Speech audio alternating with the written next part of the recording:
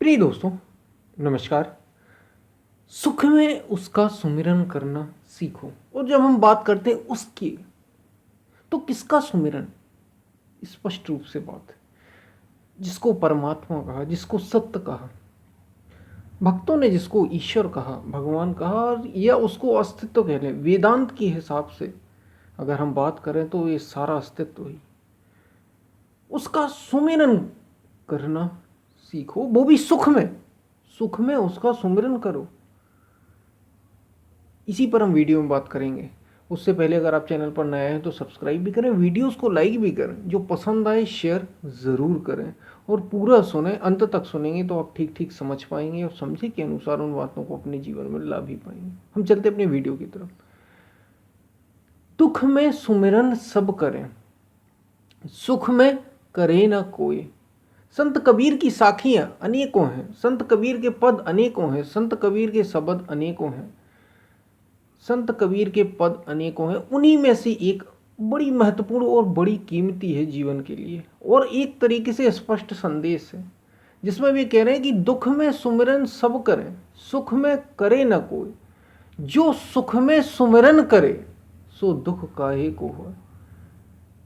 दुख में सुमिरन तो सभी कर रहे हैं उस परमात्मा। जब हमारे जीवन में कभी दुख आता है, कुछ किसी भी प्रकार का दुख क्यों ना हो, कोई भी दुख क्यों ना, बड़े से बड़ा नास्तिक भी आस्तिक हो जाता है। उसे लगने लगता है कि कोई शायद ऊपर शक्ति है। उदाहरण के लिए कोई रोगी हो जाए, भयंकर अचानक से कोई या एक्सीडेंट हो जाए और बचने की बिल्कुल उम्मीदें ना हो, और अचानक से आप किसी मंदिर में कोई आपको सलाह दे, उस समय कोई एडवाइस दे, आप बड़े से बड़े नास्तिक क्यों ना हो, आप एक बार जरूर जाना चाहेंगे, आप जरूर जाएंगे, बड़े से बड़ा नास्तिक क्यों ना हो। और वो आपका प्रिय हो जिसका एक्सीडेंट हुआ हो, या आप स्वयं हो तो आपके घर वाले, जरूर जाएंगे एक बार, कितने ही नास्तिक क्यों ना हो। शायद उम्मीद हो कि बच जाए, क्योंकि मन हमेशा संभावनाओं पे ही जीता है। मन चाहता है उसका प्रिय ना खोए, वो जैसा चाहता है वैसा ही हो, इसलिए आप जरूर जाएंगे, भले से बड़े नास्तिक क्यों ना हो। तो जब दुख आता है तो हर कोई उसके सुमिरन में, कुल मिलाकर बात इतनी है, लग जाता है। संत कबीर यही कह रहे हैं कि दुख में तो सुमिरन सब करें, सुख में करे ना कोई। दुख में तो सभी करते हैं। जब गरीब होता है व्यक्ति तो रोज दिया जलाता है भगवान को, जब रोज पुकार करता है, रोज याद करता है कि हम इतने गरीब क्यों हैं, सुमिरन करता है दुख में, बार बार याद करता है। सुमिरन का मतलब क्या? उस परमात्मा, उस परम की याद जो हमसे, हम तो सीमित हैं, अपने को उस समय शरीर या सीमित मानना, मन मानना, और कुछ ऐसी सत्ता जो शरीर और मन से परे की है, उससे मेल करना, उससे प्रार्थना, उससे पुकार करना, ये सुमिरन हो गया। तो दुख में सुमिरन तो सब कर रहे हैं, लेकिन सुख में करे ना कोई।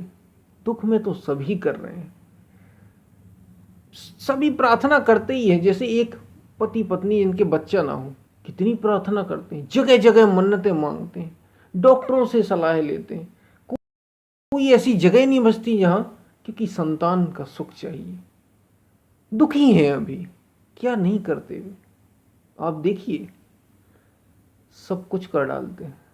क्यों? क्योंकि दुखी हैं। तो दुख में तो सुमिरन सब कर रहे हैं और उसकी बार बार याद करते हैं, जगह जगह माथा टेकते फिरते हैं। लेकिन वही जब संतान हो जाती है, 5, 10 और 15 वर्ष हो जाते हैं, तो सुखी हो जाते हैं, और सुख में करे ना कोई, फिर सब भूल जाते हैं, सब भूल जाते हैं।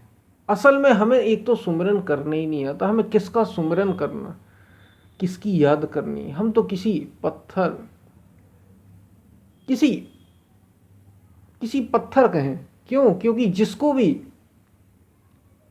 संत कबीर ही कह रहे हैं, पाथर पूजे हरि मिले, तू मैं पूंजू पहाड़, ताते तो चाकी भली, पीस खाए संसार। सारा संसार, अगर पत्थर पूजने से हरि मिलता है तो मैं पहाड़ को पूजूं, पहाड़ उससे भी बड़ा है। ताते तो चाकी भली, उससे भली तो चक्की है। पीस खाए संसार, जिसको पीस कर संसार भोजन अपना अपना पेट भर रहा है, उससे भली चक्की है। उनके कहने का अर्थ केवल इतना ही है कि परमात्मा किसी पत्थर या कहीं बाहर नहीं है। अगर तुम्हारे हृदय में सच्ची श्रद्धा है तो वो बाहर हो सकता है। वास्तव में परमात्मा तो भीतर है, हृदय में, इसलिए सुमिरन उसका हृदय में किया जाता है। उसके सुमिरन की भी विधि है। ऐसे ही परमात्मा का थोड़ी सुमिरन किया जाता है।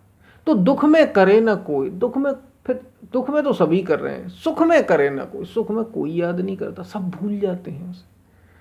अगर जो सुख में सुमिरन करे, अगर आप सुख में ही सुमिरन करना सीख गए ना, अगर आप पल पल प्रभु को याद करना सीख गए, अगर भक्तों की भाषा में कहें तो प्रभु को, उस परमात्मा को, उस अस्तित्व को हर क्षण आप अपने साथ याद अगर बनाए रख सकें उसकी, या उससे, आपको अभी नहीं पता कि परमात्मा कौन है, आपने नहीं देखा, तो उसके किसी नाम की, उसके किसी रूप की, जिस रूप में आप उसे पूछते हैं उस रूप में उसका निरंतर अगर सुमिरन बनाए रखते हैं, तो संत कबीर कह रहे हैं जो सुख में सुमिरन करे, संत कबीर अपनी तरफ से गारंटी दे रहे हैं, जो सुख में सुमिरन करे तो दुख काहे को हो, फिर दुख नहीं होगा। फिर ये कर्मों का प्रभाव जो बार बार आ जाता है हमारे ऊपर, ये क्यों आएगा?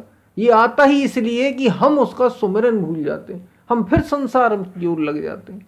और संसार तो ऐसा है ही, यही तो माया है। माया मरी न मन मरा, मर मर गया शरीर, आशा तृष्णा न मरी। यूं कह गया कभी, न तो ये आशा मरी न तृष्णा मरी। फिर संसार में हम उलझ जाते हैं। जैसे ही सुख आया जीवन में और कुछ पल बीते, 5-10 वर्ष जैसे ही बीते, सुख में लगातार बीतते चले जा रहे हैं, हम भूल जाते हैं। और फिर एक जोर का झटका लगता है दुख का, और फिर हमें याद आती है कि हम तो भूल ही गए थे उसको। तो जो सुख में सुमिरन करे तो दुख काहे को होए। अगर आप सुख में ही सुमिरन करें उसका, आप सुख को सुख न माने। संसारिक अगर कोई समस्या जीवन में हमारे नहीं आ रही है, इसका मतलब ये नहीं कि हम भूल जाएं उसकी सुमिरन करना। जिसके अस्तित्व से हम हैं, जो सबका स्वामी है, सबका मालिक है, वो एक परमात्मा, वो एक सत्य जो सदा है, सर्वदा है, उसकी याद, उसका सुमिरन। और वो होगा तब जब आप अपने को शरीर और मन से परे जान लेंगे, तब उसको वास्तव में जान पाएंगे। तो उसका निरंतर सुमिरन, निरंतर सुमिरन। इसलिए कह रहे हैं संत तुलसीदास, कह रहे हैं कि संत तुलसीदास तो कहते ही हैं, निर्बल के बल राम। निर्बल के, अगर आप निर्बल हैं तो उसके बल राम हैं। और संत तुलसीदास केवल इतना ही नहीं कहते, वे ये कहते कि निरंतर सुमिरन में लगे हैं, निरंतर, सुबह शाम 24 घंटे नाम। और गुरु नानक देव कह रहे हैं, सभी नशे संसार के उतर जात प्रभात, नाम खुमारी नानका चढ़ी रहे दिन रात। नाम की खुमारी यानी उस ईश्वर के नाम की, हम ये कोई एक नाम, वो राम हो सकता है, शिव हो सकता है, छोटा नाम, सरल नाम जो आराम से सांसों में ढल सके, ऐसे एक नाम का सुमिरन, ये एक सहारा है जिससे हम उसकी याद कर सकें। निरंतर नाम खुमारी नानका चढ़ी रहे दिन रात, 24 घंटे। अगर ये सुख में ही सुमिरन आप करते रहे, या अगर ये सुमिरन करते रहे, तो दुख का सवाल ही पैदा नहीं होता। ये संत कबीर अपनी तरफ से कह रहे हैं, ये संत कबीर कह रहे हैं, ये कोई मैं नहीं कह रहा, कोई व्यक्ति नहीं कह रहा, ये हमारे शास्त्र, हमारे महापुरुष कह रहे हैं। अगर आप निरंतर सुमिरन उसका करते ही रहें तो दुख कैसे होगा, वो खुद आगे होगा आपको, आपकी रक्षा करने के लिए। आप कर्मों के जाल में फिर नहीं उलझेंगे। अगर कोई कर्म आता भी है तो बड़े छोटे रूप में निकल जाएगा वो, अगर आप उसका सुमिरन लगातार करते रहते हैं तो। लेकिन हमारी आदत क्या है, हम भूल ही जाते हैं, हम भूल जाते हैं उस सत्य को जिससे सब कुछ हो रहा है, उस परमात्मा को, उस अस्तित्व को भूल जाते हैं। जब दुख चला जाता है हम भूल जाते हैं। और यही कारण है बड़े बड़े महापुरुषों से भी, बड़े बड़े महापुरुष भी भूल जाते हैं। ये भूलने की ये माया बड़ी खतरनाक है। संत कबीर ही कह रहे हैं कि चेत करो बाबा बिलैया मारे झपकी, मतलब चेत करो, बड़े बाबा मतलब साधु को चेत करने के लिए कहा जा रहा है कि बड़े होशियार रहो, ये बिल्ली पल पल झपट्टे मार रही है, बड़े सावधान रहो, नहीं तो एक पल में ही निपट जाओगे। पता नहीं कब कब आपको खत्म कर दिया जाए। संत, और उसी एक भजन है ये, चेत करो बाबा बिलैया मारे, झपकी ऊपर छलांग मार रही है, और उसमें संत कबीर कह रहे हैं कि एक बार मेरे ऊपर भी, एक बार मेरे ऊपर भी झपटी ये माया रूपी बिल्ली। और कब? जब अंत समय आ गया शरीर का। और उस समय हुआ क्या कि संत कबीर काशी में उनका निवास था, और वे चाहते थे कि उनका शरीर वहीं काशी में छूटे। ये उनके मन में अचानक से विचार उठने लगे। तो संत कबीर के मन में आया कि मैं तो एक साधु पुरुष हूँ, लगातार मैंने ईश्वर का ही सुमिरन किया, फिर तो कहीं भी मरे, काशी में मरे या कहीं भी मरे। तो संत कबीर, ये माया थी उनके अंदर, ये विचार आ गया कि तुम्हें मरना इसी काशी में, तभी मुक्ति होगी, क्योंकि ऐसा कहा जाता है कि काशी में मरने वालों की मुक्ति होती। तो संत कबीर फिर काशी में नहीं, उन्होंने प्राण छोड़े, वे मगहर में जाकर उन्होंने प्राण छोड़े। मगहर एक और स्थान है जहां ऐसा कहा जाता है कि मरने पर मरने वालों की मुक्ति ही नहीं होती। जब ऐसा विचार आया तो संत कबीर फिर बोले मैं भी देखता हूं कि कैसे मुक्ति नहीं होती, और मगहर में जाके उन्होंने अपने प्राण छोड़े। और मुक्त तो मुक्त ही है, सदा मुक्त है वो, लेकिन ये माया, ये विचार था भीतर, तो सदा सतर्क। इतने इतने बड़े महापुरुषों के साथ भी ऐसी घटनाएं हो जाती हैं।